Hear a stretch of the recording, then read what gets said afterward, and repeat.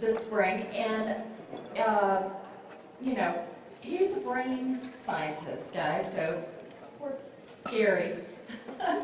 But you know, I always think, what will he think of my brain?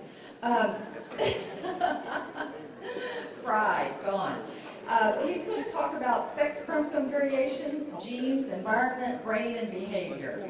So it's another great topic for us because that is definitely where we are wondering so often, you know, how much of this is from my kid's chromosome, how it all works together. So take it away. All right, so Myra said I should pop up, but I think it's too late to pop. Now I have to do this, kind of have to figure out which is the right one. Well, we might be able to do this.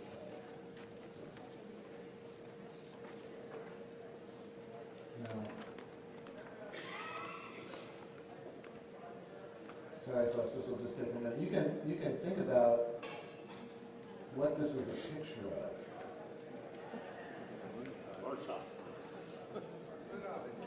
Ooh! Who said Pluto? Wow! That's absolutely right. That's impressive. All right. I have to find my.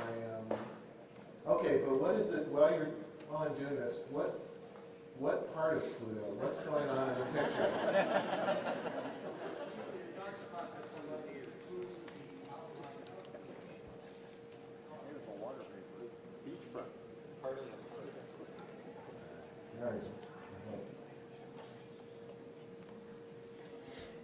These are ice flows on Pluto. Some exotic ice that's flowing on the surface. Can you believe that? Pluto? Oh my gosh. All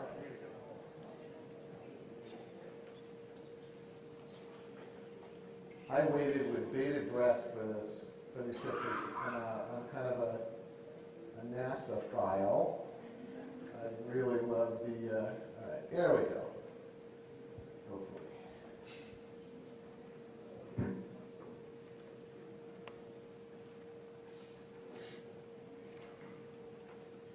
So I'm trying to get it to mirror, but I can't really see that screen there. I want to, and it's going opposite. That's not so good.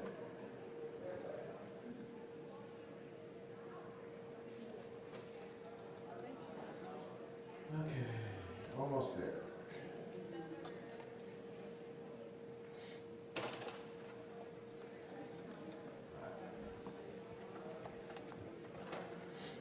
All right, Pluto. So I actually got to work at NASA Ames for a few months on a sabbatical on their Kepler mission. I don't know if you know, it's the planet hunting one. And that was really a kick. They kind of tolerated me. I talked my way into it.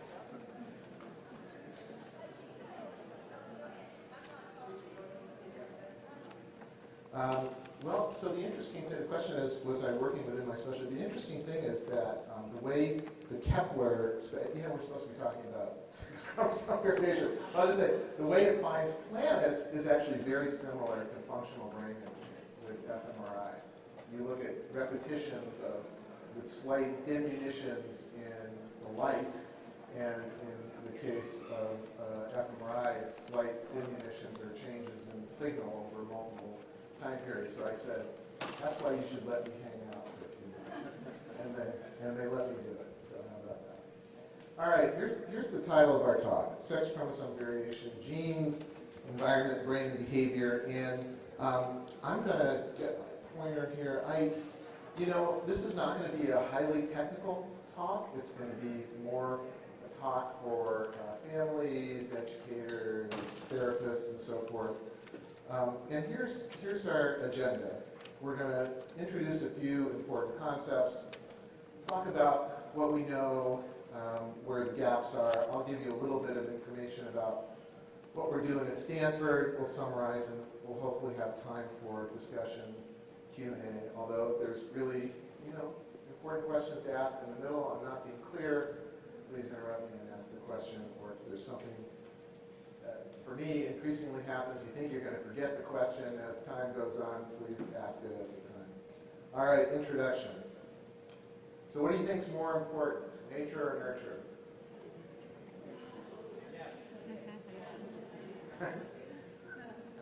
Okay, this used to be a relevant discussion about 50 years ago, okay? It's not anymore. Always. I was just telling the group of gentlemen with whom I was meeting before this talk upstairs that genes, and I'll repeat this many times, genes are never deterministic. It's always genes interacting with the environment, and as we'll talk about, it's even more complex than that when you're talking about sex chromosome variation. So always, always, always. Very quickly, a quick primer. We have chromosomes, and within these chromosomes there are genes, and these genes produce protein, and proteins are the building blocks of life. I know this sounds a little bit like a commercial, but that's true.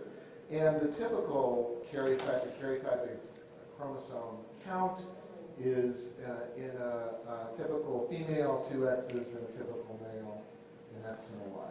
Okay, so very quick primer. But now gets a little bit more complicated than that, right? So there's something called X chromosome inactivation. When you have 2 or more X chromosomes, very early in development, when you have a little small ball of cells, anything in excess of 1, those additional X chromosomes, or those X chromosomes, are largely inactivated and turned off. So they don't produce protein. So in a typical female has 2 X's, each one of her cells has one of the 2 X's turned off for the most part. And I'll tell you why for the most part. And here I'm just showing maternal, paternal, mothers, fathers. Here's this little cluster of cells, very early in embryological development. And then it's, you know what's even more amazing? It's a coin flip in each cell. It's a coin flip, as far as we know, unless there's something really different about the chromosomes themselves, which one gets turned off. Okay, so why does that happen? Well, the theory, evolutionary theory, is that us poor genetically inferior males typically only have 1 X chromosome, so this is balancing the X chromosome gene dosage between males and females. But as it turns out, of course, nothing is ever simple.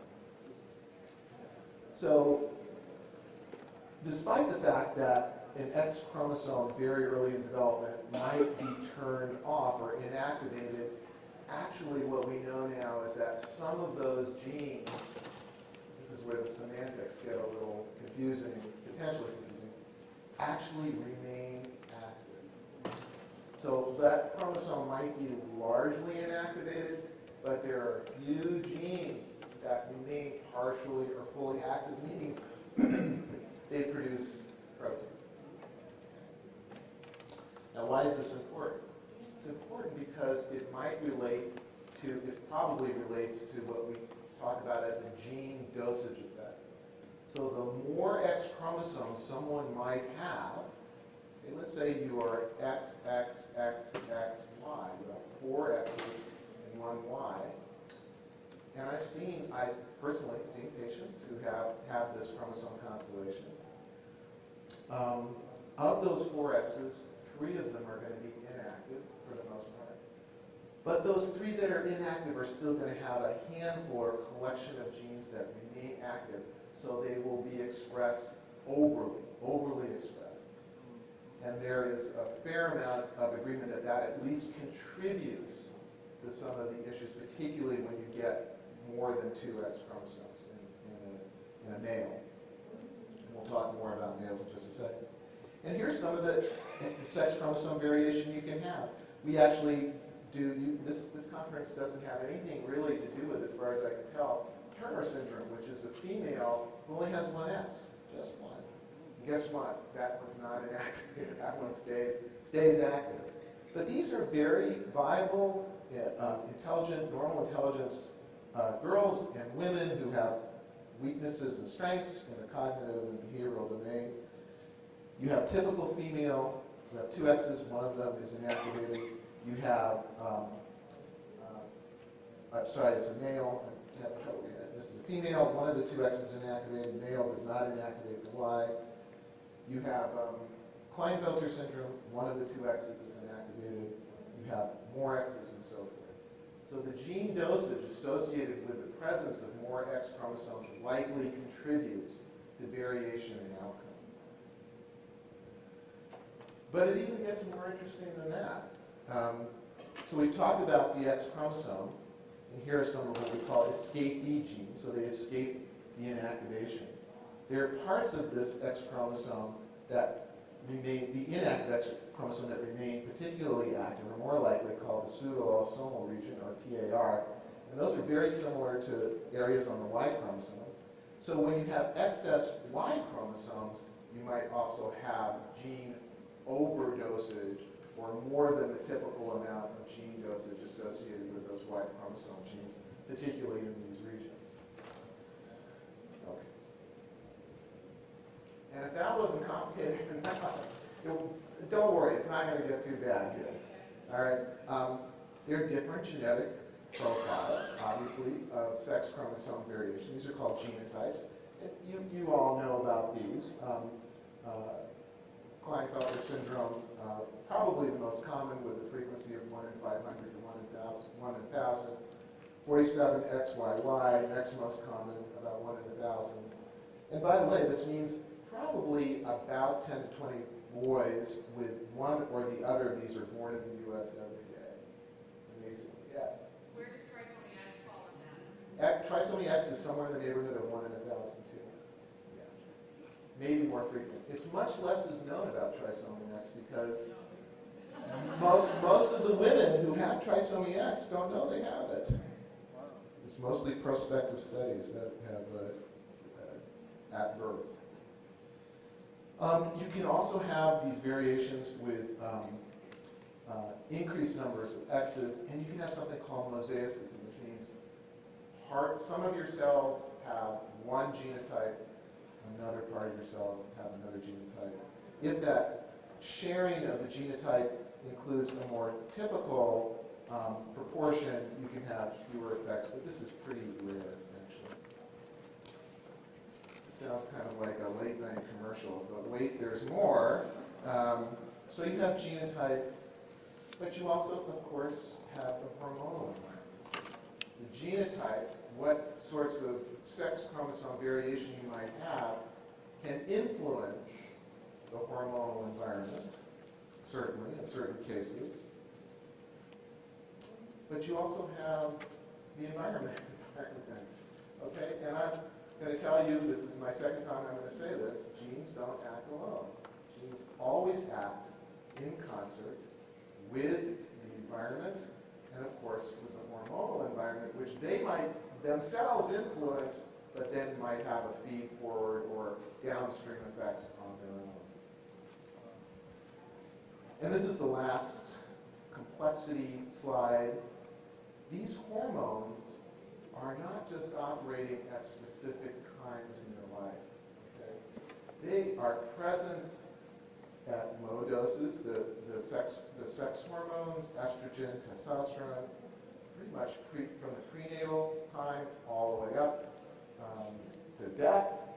And they have different effects at different times. Of course, we know their effects particularly prominently around the time of puberty, or if they're not present in the right amount, there are lack of effects, but they're important throughout, not just for puberty. So when we're thinking about these conditions, I would urge you to think about them in this way, which is, of course, overly simplified. And if you're thinking about brain and behavior, of course, we're talking about the brain. Whether you have prenatal environment, family environment, educational environment, what have you, that's affecting the brain. Hormones, genes affecting the brain, and ultimately all coming together to affect outcome. This is a picture of my daughter, 27 years ago. I've been showing her picture at many of my talks, and she still doesn't know. It's her birthday tomorrow. Maybe I'll tell her it's her birthday present. So understanding that this complexity exists is a start, but we need to learn so much more. We were talking about this at our meeting prior to this session, that for the most part, we, including me, as researchers, clinicians, we think about the top level. We, he or she doesn't pay attention. I was thinking, oh, did I just cause that with my microphone? Or they're apathetic, or they're more impulsive. And those are very broad spectrum terms. And under the hood, if the engine's not working very well, there could be lots and lots of reasons. And so we really do need to learn so much more from research.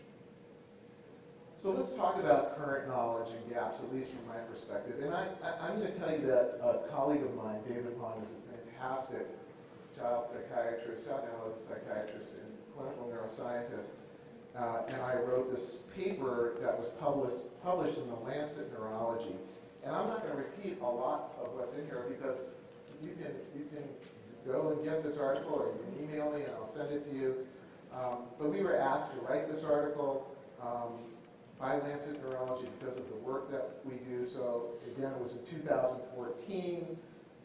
Feel free to email me. I will send it to you.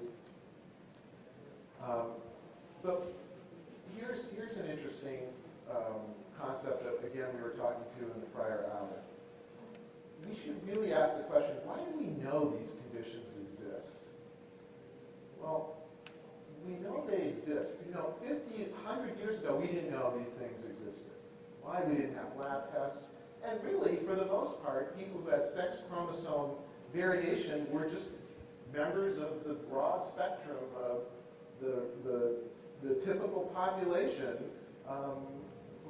where all of us have strengths and weaknesses. But someone, in following the tradition of medical advances, said, okay, I see this pattern of physical, maybe behavioral cognitive attributes that tend to cluster together. Is there something that's shared among this group? Do we have a lab test? Can we develop a lab test? And it becomes a condition or a syndrome. Now, that's probably a good thing because in many ways, because it allows us to think about what we can do to minimize problems associated with that condition. But it can also lead to this issue, what we call ascertainment bias, which is particularly the initial identification of these conditions is associated with the bringing in and diagnosing of people who have the more serious attributes associated with the condition. Okay? It's an ascertainment, meaning you identify people who tend to have the most severe manifestations. And that's true not just for sex chromosome variation, it's true really for any genetic condition. And we know this. So that I told the folks upstairs, I said, if you see a genetics textbook written prior to the year 2000, be really careful about opening it up. Because you'll see stuff in there that's just plain wrong. You'll still see things on the web that are just plain wrong because it reflects kind of this chain of passing along of incorrect information from initial studies. Now, in the case of sex chromosome variation, some of this knowledge should be, and sometimes is mitigated by the fact that there have been prospective studies, meaning that there have been studies which have looked at large samples of consecutive births and found children who have these variations and followed them into adulthood. And guess what? They're not nearly as effective as those that are represented in the literature. Not surprising. So with that in mind, let's talk a little bit about Klinefelter syndrome with the thought that perhaps some of what we know is influenced by this ascertainment bias, this bias towards knowing about conditions associated with more severe manifestations. In general, I think most people who look at individuals with Klinefelter syndrome find, compared to siblings, compared to the typical population, that there's a tendency for weaknesses in language. that are common, with problems in encoding of verbal information, how you bring that in, auditory processing, how you process the auditory, the spoken word, comprehension, processing speed, etc. And the other area that seems to be fairly common is this term executive function that you'll hear a lot about. You'll hear about it at this meeting, you'll hear about it at other meetings, you'll read about it. And I'm not minimizing its importance, but it is kind of a top-level descriptor domain that has a lot of working parts under it. And we'll talk about those working parts towards the end. But problems with attention, inhibition, working memory, cognitive flexibility are commonly described in the literature. Now this is more on the cognitive side, the learning side. What about the diagnostic side? So what sorts of diagnoses do people with Klinefelter syndrome tend to get if they present for clinical evaluation? Well, of course, one of the most common is ADHD, oftentimes without the excess fidgetiness or motor restlessness that you will see in kids who have ADHD that don't have, boys who have ADHD don't have Klinefelter syndrome. By the way, I'll tell you my opinion about ADHD. It's in general. I have a friend who's a very famous behavioral neurologist, pediatric neurologist. She describes ADHD as the blob that ate child psychiatry, and I agree with that, actually. Yes, there's a question. Yes. You still call it ADHD, even though the H is not the top. What other diagnoses do we get? Learning disorders, reading disorders, language disorders are common among those presenting for clinical evaluation. Of course, again, that's a biased population, right? Now, if you look at the literature, you will find lots of papers saying schizophrenia is higher in Klinefelter syndrome, other psychosis, depression, autism spectrum disorder, bipolar disorder. And I have a big question mark there because I'm not sure anyone's actually looked at this with a degree of methodological rigor that would satisfy me. And again, people have not been attentive to the bias for the types of patients that are likely to present to them. And so if you say, oh, I saw 2 people who have Klinefelter syndrome that have bipolar disorder, well, is that representative of the world of people who have Klinefelter syndrome? No, of course not. I mean, bipolar disorder is common enough.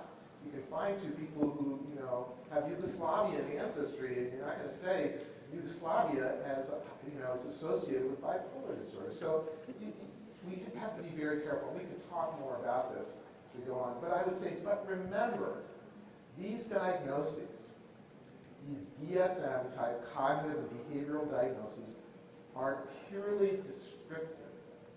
Okay? And I, as a psychiatrist, I've been accused of being a quote-unquote DSM denier, an anti-DSMist, and so forth. But I actually believe on the research side, the presence of these diagnostic terms and their utilization in research studies actually, I think, has been an obstacle for research for a variety of reasons. Because basically, here's the DSM diagnosis. We already know that for things like autism spectrum disorder or ADHD, the number of risk factors that contribute to your likelihood of getting this diagnosis are now in the hundreds or thousands. Okay, so is it really a disorder? And then the number of pathways that can be traversed from the standpoint of the brain and brain development and function are also in the dozens or hundreds. So, I think they have limited utility. And one of the messages I'm going to tell you is that and I'll reiterate this a couple of times, these diagnoses, go for it. If it gets you educational services, if it gets you insurance coverage, absolutely, go full steam ahead. And I do it myself. But from the standpoint of advancing knowledge, I don't think it's very helpful, to tell you the truth. Because people with Klinefelter syndrome or XYY or triple X, do they have a tendency for having executive function problems?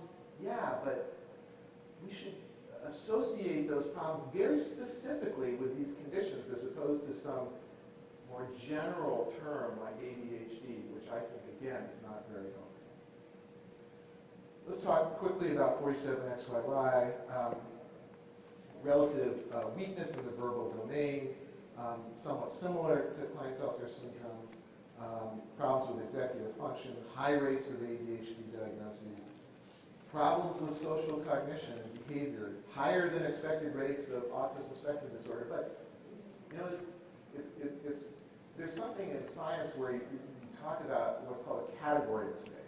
And I'll give you a better term for this in just a second. It's where you say, well, this is a category that's autism spectrum. This is a category called XYY. And are they really in the same universe? I mean, one's a very specific condition with sex chromosome variation, and this is this thing that we put together, you know, that's helpful in many ways, communicating among clinicians or with schools, but are they really, it's like saying, it's like comparing apples and hippopotami.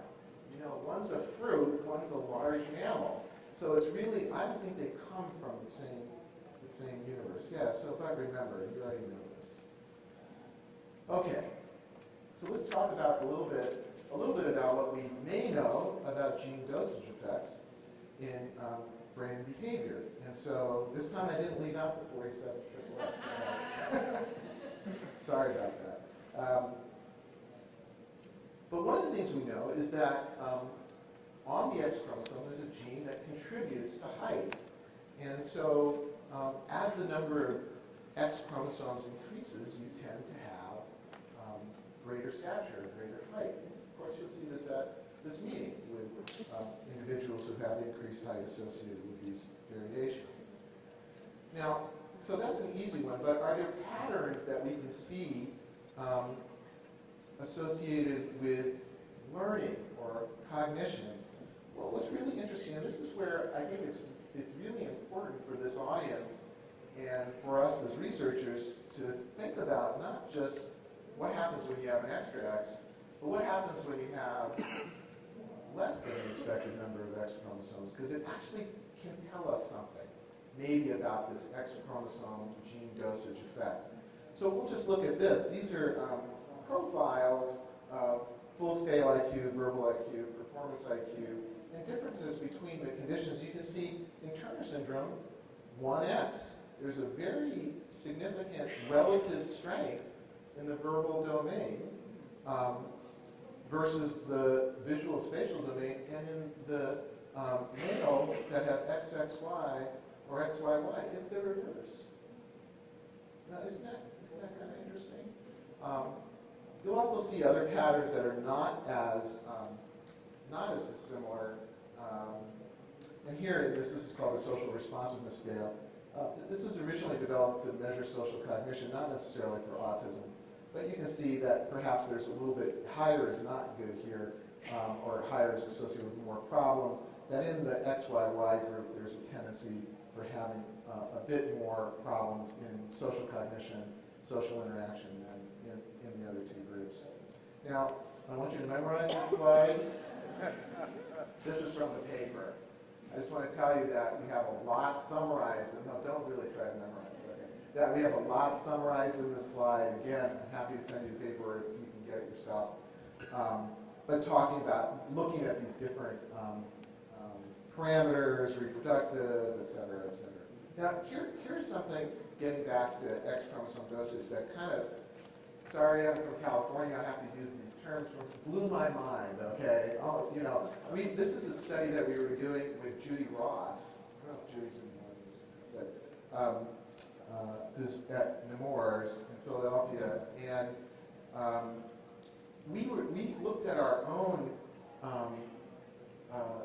brain imaging data in which we asked the question, so where are girls with Turner syndrome 1X different from girls who don't have Turner syndrome?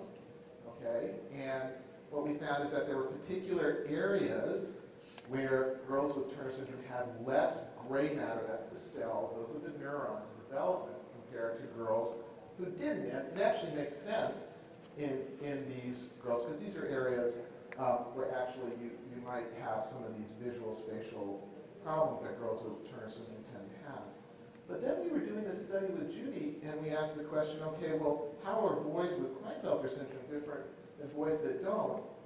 And it was the mirror image.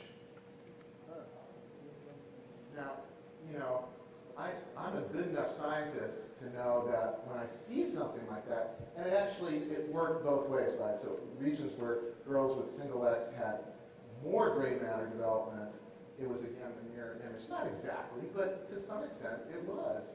in the boys who had XXY. And so is this an effect from gene dosage?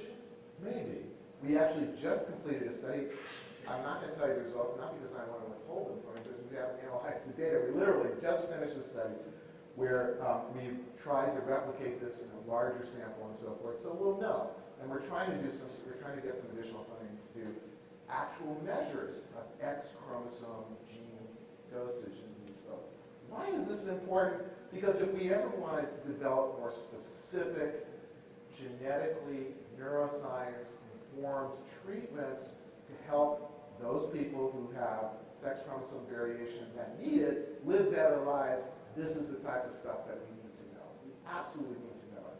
It ain't going to cut it in the long term to have folks who have specific conditions with genetic risk factors just be mingled among everyone else.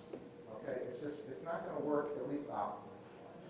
Then we have a whole bunch of other neuroimaging papers in XXY, XYY, and by the way, I think one or two of these also have 47 triple X. Many more on Turner syndrome. Okay, so let's summarize what we know. Genes and gene variations are not deterministic. They confer tendency, or risk. There is never a one-to-one correspondence between a genetic variation.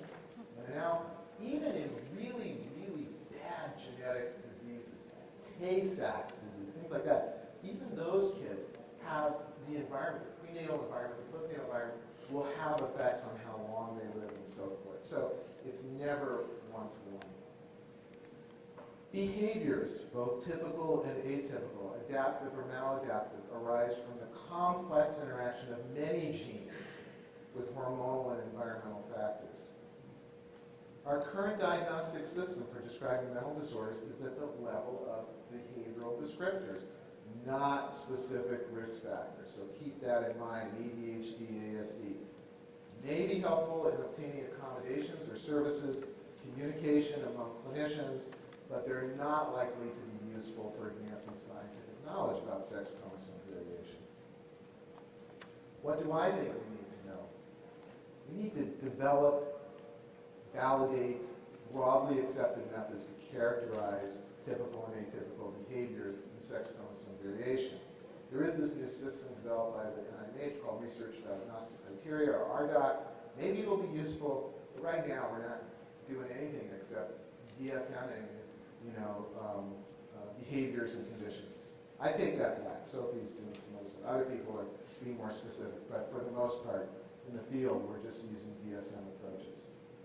We really need to narrow down on specific sex chromosome genes that increase the risk for variation in brain development and function, and ultimately behavior. Now, is that pie in the sky? It's really not.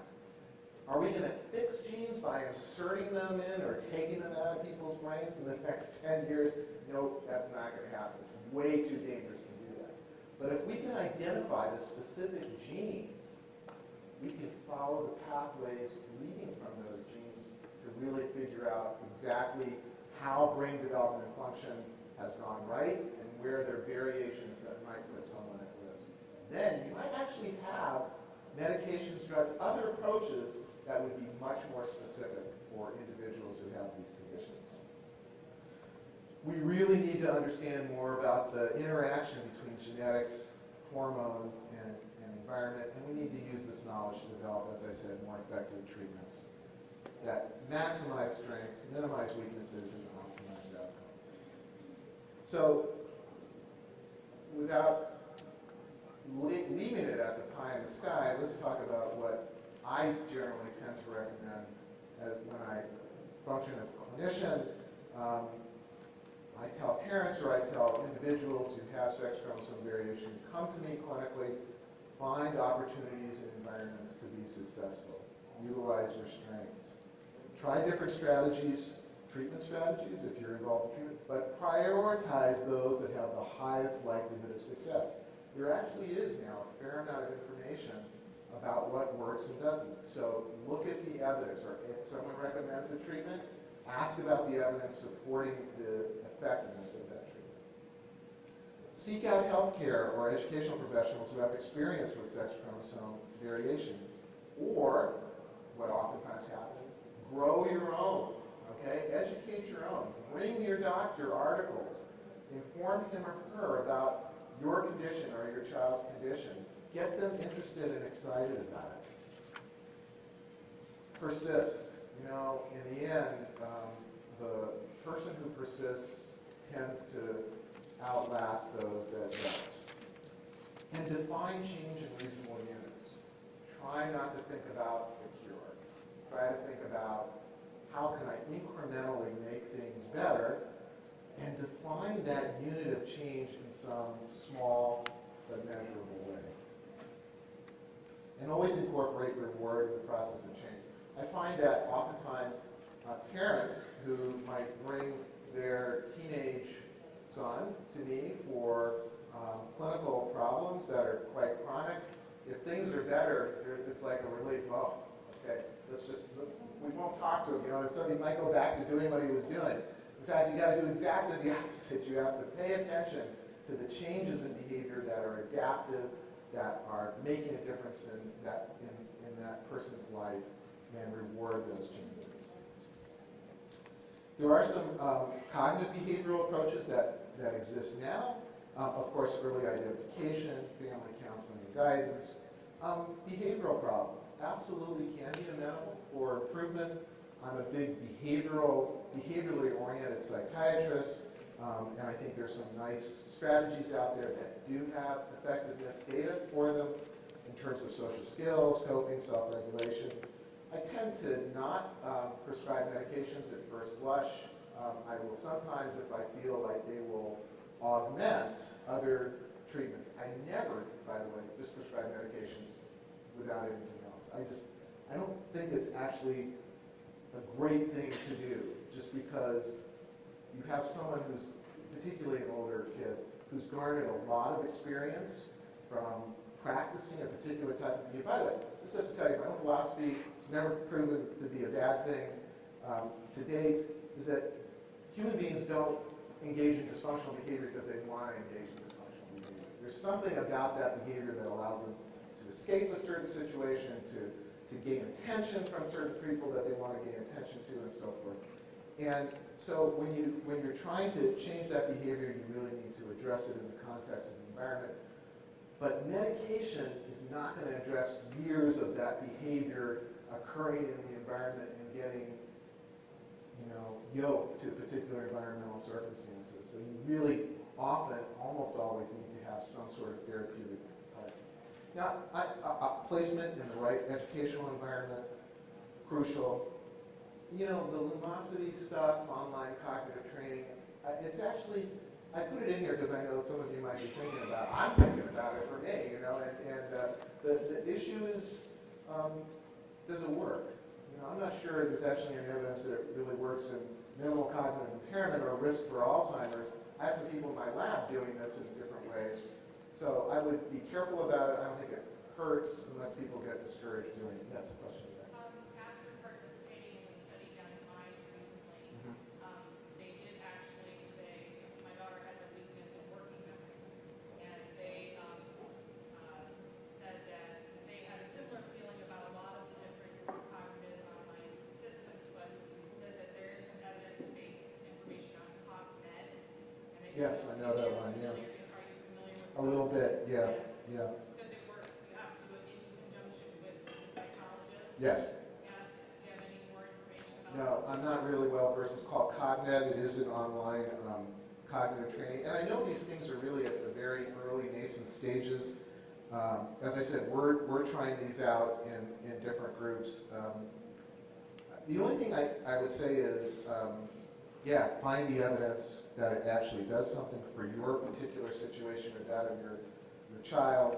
And but be careful it's not taking away from something else that you actually could be doing for which there is better evidence. School accommodations, I'm not going to go into this. I want to leave enough time for our questions, but they're just, they're things that are somewhat straightforward, intuitive, that probably all of you know if you have a child that for whom you're trying to get some sort of accommodations, seating arrangement, extended time, et cetera, et cetera. You know, you get, it's funny, Candace, who's a kindergarten first grade teacher, is that right? Yeah, grade 1. You know, you get the right teacher, oh my God, you know, that makes such a world of difference. But if you don't, at first blush, seem like you got a good teacher, grow your own teacher, you know? Educate your teacher, let them know what you think will work best with your child, and why it's so important, and why early intervention is so important, et cetera, et cetera. These are the sorts of things. Now, even if you have a class of 35 kids, it might not be possible. Looking forward, I completely believe that this is not only necessary, but absolutely possible for this group. Just how common these conditions are. We need to advocate for more research funding for the reasons I'm saying here. And I've seen in other conditions, less prevalent than these, that this type of advocacy, public policy, influencing, et cetera, interaction with state and federal legislatures have a significant effect. And so this organization might not be ready right now to do that, but maybe in a year, 2 years, that might be the thing to really start looking at it. And there's some other types of kind of interesting, newer, innovative approaches that at least we're thinking about for cognitive behavioral issues, thinking about giving the brain feedback while we're doing a cognitive intervention. And this particularly would relate to what we call executive function in the brain, planning, organization, attention, working memory, et cetera, et cetera. Why are we thinking about this? Well, you know, there are the traditional approaches. There's therapy, cognitive behavioral, there's symptom focus, there might be family therapies and so forth. And we were thinking, well, okay, is there another way to augment outcome in individuals that may have weaknesses in specific learning areas? And we've been thinking about this using a tool that we have called near-infrared spectroscopy. I'll tell you about it a little bit. But basically, it's a way that's very similar to functional MRI to measure dynamic brain activity, except in this case, you and I could be having a conversation, we could be measuring our dynamic brain activity, correlated and uncorrelated. And we focus on circuits, specific circuits of the brain that we know underlie specific learning and behaviors, learning styles and behaviors that we want to improve. And so you give someone feedback about the level of brain activity. It can be very obvious or non-obvious. And can that make a difference? Well, here's the Mears cap that someone might wear for frontal lobe activity. Here's one of the machines we have, the feedback. And you know what? We did a study that's, I believe, is going to get published in a major journal. This is one of the young faculty in my group. This is just in typically developing adults, not even individuals who have specific attention or executive function problems, showing that for working memory tasks and for switching tasks, so this is cognitive flexibility, both of them improve if you do the cognitive intervention with the feedback compared to the cognitive intervention with what we call sham feedback. So they're not getting feedback about their brain activity, it's just kind of random. So it's promising, it's interesting, we're hopeful about it. Will it ever stand by itself as a way to treat cognitive problems? Probably not. Could it be a way to significantly enhance online cognitive strategies? Maybe. We hope. We think. We'll see. This is our team. We have an SCV clinic, pretty new. We have 3 physicians. At least 2 of them are really, really good here. We have a neuropsychologist, Megan, who's also young, very excited about this stuff. We have a nice referral network at Stanford with endocrinology and so forth. And that's where we're starting. And I think that's where I'm going to be ending. Thank you very much.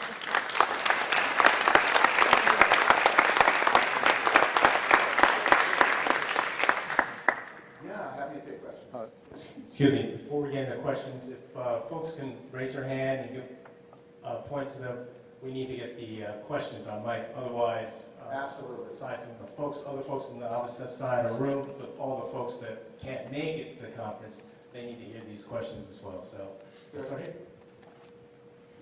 Is there a test that could be done to determine what on the X or X chromosome has been inactivated, and then something, if you looked at it and then, okay, we can tell this, and this is still active, and that correlates to this kind of an issue? Well, so that's exactly the research that we wanted to do. And we have a grant into the National Institutes of Health requesting funding to do exactly that, to see if we can pinpoint those genes on the X chromosome that have remained active and may be present in a dosage level in terms of proteins produced over and above that which you would see in the typical cell, and whether that correlates with outcome. So, yeah, we're trying to do it. I know other people are interested in it. There's no test right now to do that. And the next step after identifying those specific genes would be to say, okay, what do those genes do? What neurochemical, metabolic pathways do they affect? Do we have ways to turn that around, to readjust it back to where it should be? And with that, back there. That's why we need to do research. When you've done your brain imaging tests, has it ever shown with any of the Klinefelter's patients an enlarged pituitary gland or raised cortisol levels? That's a really good question. The answer to the question is, I don't know. We haven't looked at the pituitary. So the pituitary is one of the hormone-producing parts of the body that is right at the bottom of the brain. It gets signals from the hypothalamus to produce a variety of hormones. But we do have the images qualitatively looked at by a radiologist, and we look at them, and I'm pretty good at it. I've been doing this for over a couple decades, and I have to say that that is not an enlarged pituitary that has stood out. Now, the other issue about higher cortisol is somewhat different, maybe related, but is somewhat different.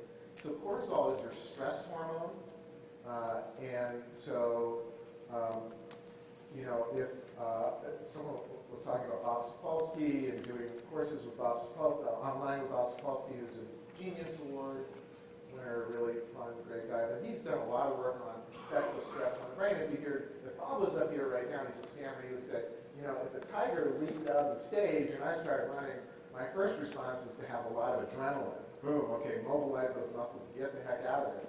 But over the next few minutes, my stress hormone levels, cortisol, would increase and they would stay up for a while, particularly if I hadn't gotten out of the room or I thought the tiger was around.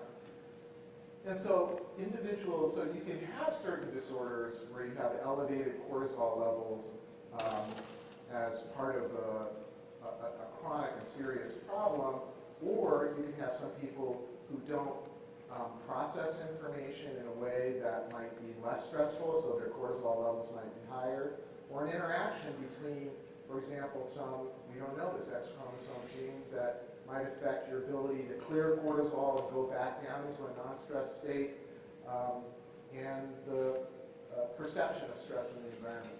I study a different condition that, in fact, that's exactly what happens. The protein that is reduced in that condition controls the feedback loops associated with cortisol, and they have high levels of cortisol, high levels of stress, and they don't go back down. But I have not heard that in Klinefelter's as yet. Have you? We're going through testing right now where my son's levels are continually high, and then periodically will drop, Yeah. and then go back up again. So, And then the pituitary gland seems to be potentially, sorry, I'll repeat that. So she says she's going through tests now that show that the cortisol levels are periodically high, they stay high, and then they drop. They'll drop, but then they'll go back up again. But at the same time, the pituitary gland is showing a slight elevation you know, a slight enlargement, and they're Yeah. trying, the doctors, the endocrinologists, trying to decide if this is correlated or not. So, Yeah, you know, it's a tough one. How old are you, Sean?